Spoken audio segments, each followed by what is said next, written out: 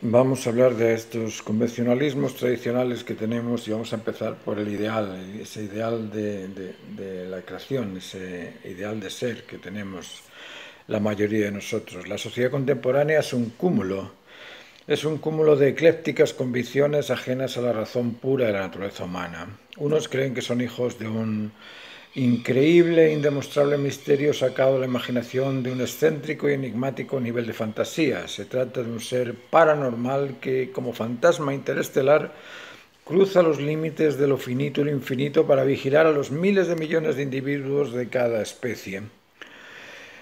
Y está siempre presente y consciente de todo lo que ocurre en el universo, tanto a nivel mental como a nivel fisiológico. Algo que, como toda quimera, solo se comprende dentro del campo de la ficción o fantasía. Se cree en un ser supremo, sobrenatural, es decir, es alguien que está más allá de la naturaleza. Cuando hablamos de naturaleza hablamos de todo, del cosmos, de la integridad total de todas las cosas. Bueno, este ser está más allá de la totalidad, no sé cómo.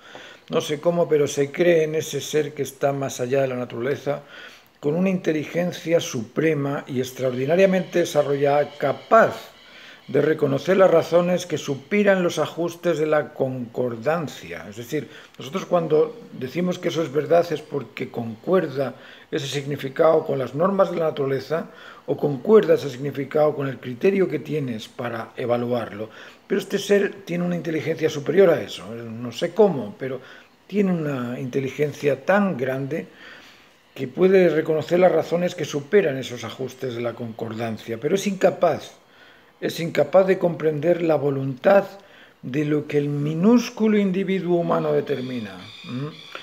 Es incapaz también de solucionar los problemas de conducta de los seres más extraordinarios de su creación, que somos supuestamente los seres humanos. Un ser tan perfecto y responsable que cumple las necesidades más allá de lo debido. No sé cómo. Un ser que es amor, y solo y siempre amor, pero que no puede conectarse con los amados hijos porque espera que cada uno de ellos tenga una fe ciega en él. Una fe ciega que el individuo no sabe hacia dónde dirigirla. Una devoción absoluta a un ser desconocido, es decir, una especie de fanatismo.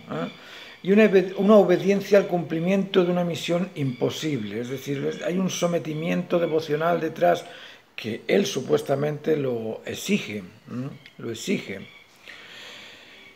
Lo exige aun sabiendo que el nivel de desarrollo intelectual de estos seres humanos es insuficiente e inmaduro. Esto al humano promedio le resulta imposible de descifrar y de comprender.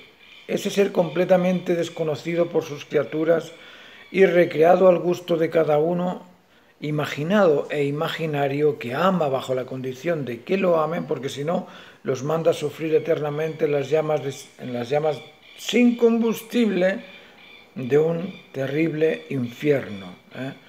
Ese es un macro Padre Celestial. Esa es la convicción de un grupo de personas, un grupo de gente que se llaman deístas o como queráis llamarlo. Hay distintas ramificaciones, pueden ser budistas, confucianistas, laoístas, taoístas, cristianos, católicos, protestantes, etcétera, etcétera.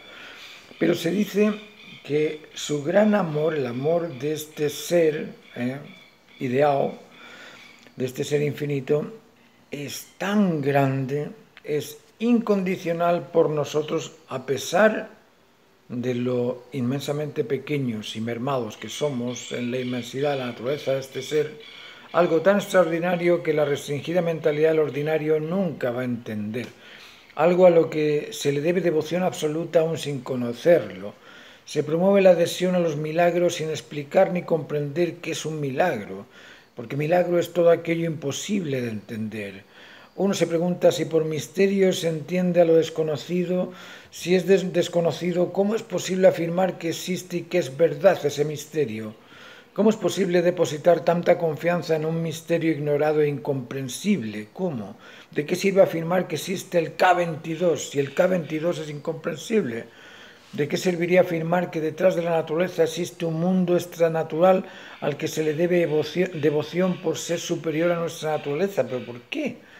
Si por naturaleza se entiende a la totalidad de las cosas, ¿cómo se puede afirmar que existe algo exclusivo y excluido de la totalidad? ¿Cuántas naturalezas o totalidades hay? Y la pregunta del millón, ¿qué es un misterio? Bueno, hay otros convencidos de que la humanidad es un subproducto de un proceso operativo sin fronteras, sin origen, sin finalidad. Obligan a reunirse en torno a un determinado centro llamado Estado socialista que pretende dirigir a la especie humana en su proceso de desarrollo sin destino, al azar, a la espera de que ciertas mutaciones entren a formar parte de dicho proceso sin dirección. ¿Para qué? Pues para que luego de millones de años surja por casualidad algo inesperado y distinto, pero mejor que lo anterior. Curiosamente, habría que preguntarles qué entienden por azar, qué entienden por mutación y cómo pueden demostrar la continuidad de un proceso por azar de miles de millones de años indemostrables, puesto que el ser humano se originó según la misma ciencia que defiende estos miles de millones de años.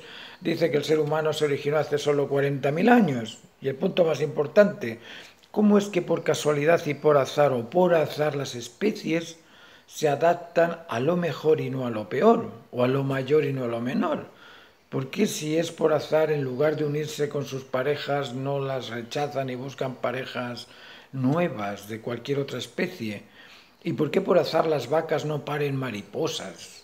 ¿Cómo es posible que por azar sucedan tantas cosas en continuos procesos? ¿Cómo mejora por sí sola la calidad de una determinada especie hasta transformarse en otra? ¿Cómo? Y más en una especie superior. ¿Cuál es la cualidad que determina una u otra especie? ¿Cuál es el proceso de transformación al azar de una branquia en un pulmón o de una molleja en un estómago? Estas dudas no buscan contestaciones antojadizas, exigen razones justas que demuestren los procesos de desarrollo para comprenderlos. La verdad no se cree, se sabe, y porque se comprende se aplica. Si es verdad y ocurre, ¿por qué no somos capaces de realizar una sucesión evolutiva?